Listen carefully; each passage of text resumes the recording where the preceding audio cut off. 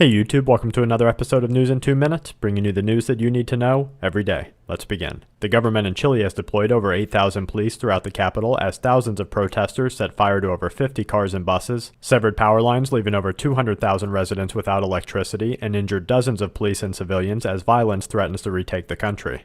In related news, over 10,000 protesters, including teachers, public service workers, and outraged citizens, clashed with riot police in Mexico City after the country's president signed a controversial reform bill into law and ordered police to raid the historic center where peaceful protesters had been camped.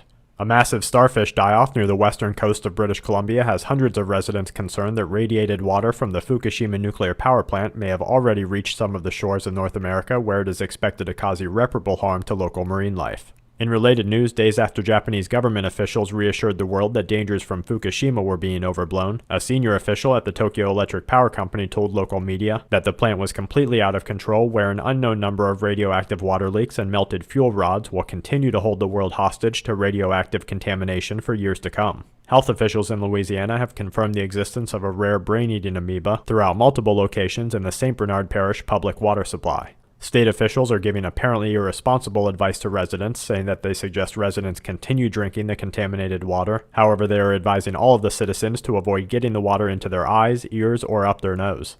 The Center for Health Protection in Hong Kong is reporting that a patient has been quarantined with a suspected case of the Middle Eastern Respiratory Syndrome. The center issued the strongest statement from a country prior to travel advisories, saying that people should avoid contact with animals, poultry, and sick people during their journeys and seek medical attention immediately if they begin to feel unwell. And to wrap things up, analysts speculate that the Fed will announce stimulus tapering measures in the coming week. The British Geological Survey has noted a significant increase in landslides as weather within the UK continues to change. Large protests are going mostly unnoticed by the world in Turkey. Floodwaters forced thousands to evacuate in Colorado, and a 5.5 in Alaska, as well as a 5.0 in Bouvet Island in Fiji complete today's Quake Watch. And that's it for this episode of News in 2 Minutes. Check back tomorrow for more news that the aware need the most. This week's News in 2 Minutes is brought to you by GoBerkey.com. Remove fluoride, lead, giardia, and other viruses with a high-quality Berkey filter today.